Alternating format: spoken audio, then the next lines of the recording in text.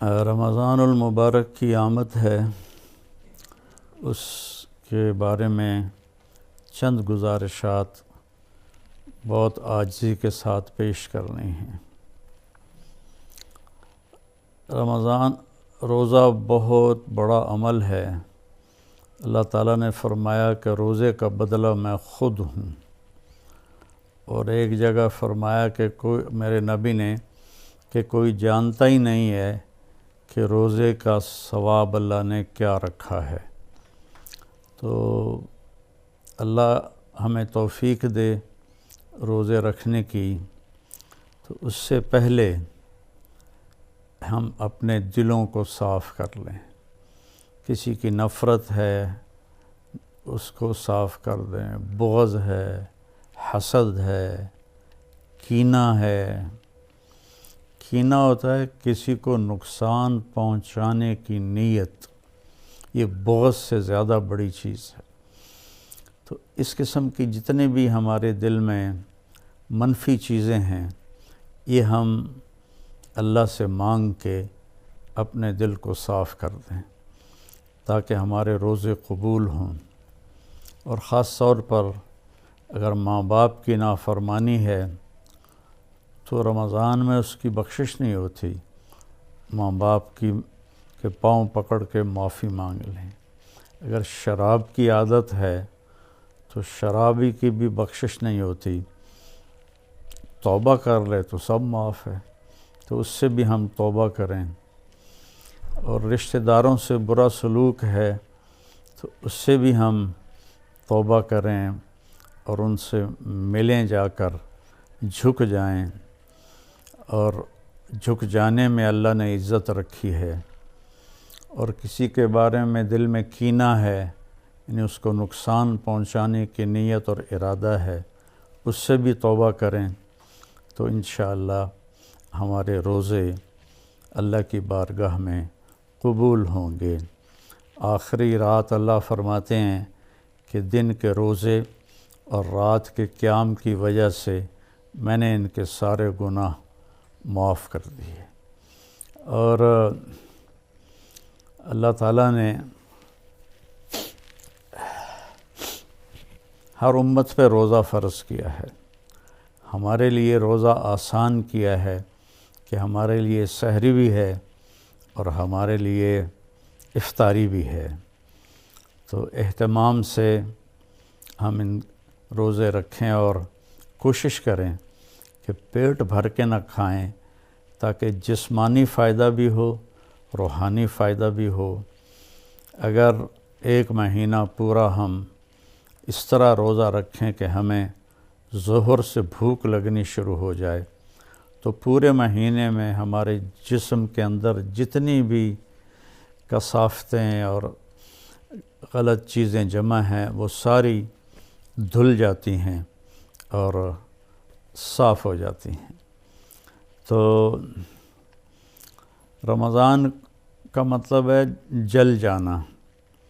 تو رمضان اور جل جانا اور روزہ، اس میں مناسبت یہ ہے کہ جوں جوں انسان روزے رکھتا چلا جاتا ہے اللہ اس کے گناہوں کو جلاتا جاتا ہے، یہاں تک کہ آخری رات اس کے سارے گناہ جلا کے اسے پاک اور صاف کر دیتا ہے۔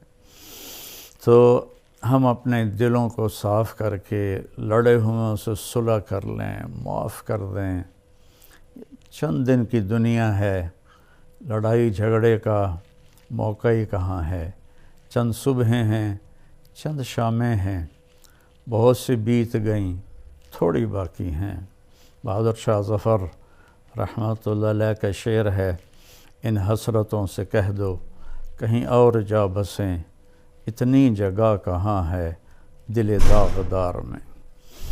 تو دل داغدار میں اللہ کی محبت اور اللہ کے رسول کی محبت اور اللہ کے بندوں سے محبت اپنائیں تاکہ ہمارا ہر عمل قبول ہو اور اللہ تعالی ہم سے راضی ہو۔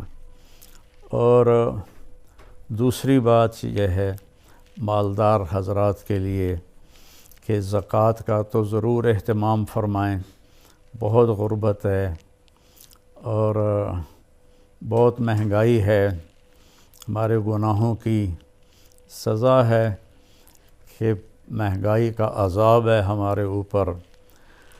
جو اللہ ہی ٹالے تو ٹالے، تو ہم سب اللہ کی بارگاہ میں توبہ کریں اور کھل کے مال خرچ کریں، زکوٰۃ بھی دیں، زکوٰۃ سے بڑھ کر بھی دیں، اور ڈھونڈ ڈھونڈ کر خاص طور پر ان لوگوں کو جو سوال نہیں کرتے اور گھر میں فاقہ ہے، انہیں تلاش کر کر کے ہم اپنا مال خرچ کریں کہ جو ہم نے خرچ کر دیا وہ ہمارا ہو گیا، جو ہم نے بچا کے جمع کر لیا وہ مرتے ہی پرایا ہو گیا، پتہ نہیں اولاد کا ہے یا کس کا ہے۔ تو زیادہ سے زیادہ اللہ کے نام پر مال خرچ کریں، غریبوں کو ان کو ڈھونڈ کر، مریضوں کو، روزہ رکھنے والے روزہ رکھ نہیں سکتے ان کو ان کی امداد کریں، تو اللہ تعالیٰ آپ کے اس مال کو جہنم سے بچاؤ کا ذریعہ بنائے گا۔ اور کسی سے ناراض ہیں تو اس کو معاف کر دیں، کوئی آپ سے ناراض ہے تو اس سے جا کے معافی مانگ لیں، تو ہمارے روزے انشاءاللہ قبول ہو جائیں گے۔ کثرت سے تلاوت کریں قرآن کی۔ بخاری شریف کی روایت ہے، کانا رسول اللہ صلی اللہ علیہ وسلم اجود الناس، اللہ کے نبی سب سے زیادہ سخی تھے، وَأَجْوَدُ مَا يَكُونُ فِي رَمَضَانَ حِينَ يَلْقَاهُ جِبْرِيلُ يَأْتِيهِ كُلَّ لَيْلَةٍ فَيُدَارِسُهُ الْقُرْآنَ، اور رمضان میں آپ بہت زیادہ سخی ہو جاتے تھے، جب جبریل آتے تھے روزانہ رات کو آپ جبریل کے ساتھ قرآن کا دور فرماتے تھے۔ تو یہ واحد نبی ہیں جن کے پاس اتنی کثرت سے جبریل تشریف لائے، ہر رات تشریف لاتے تھے۔ میرے نبی کو 9 رمضان ملے، تو ہر رات کو، اور آخری رمضان میں 2 دفعہ آتے تھے، 2 دفعہ قرآن کا دور ہوا آپ کا جبریل کے ساتھ، اور فرمایا ولا رسول اللہ صلی اللہ علیہ وسلم اجود بالخیر من رمضان من الریح المرسلہ، کہ اللہ کے نبی رمضان میں جبریل کے ملنے پر تیز ہوا سے بھی زیادہ آپ کی سخاوت ہوتی تھی۔ تو میں مالداروں سے کہتا ہوں سخی بنیں، صرف زکوٰۃ دے کے مطمئن نہ ہوں، زکوٰۃ سے اوپر بھی خرچ کریں، اللہ آپ کا رزق بڑھائے گا۔ اللہ مجھے آپ کو توفیق نصیب فرمائے۔ السلام علیکم ورحمۃ اللہ وبرکاتہ۔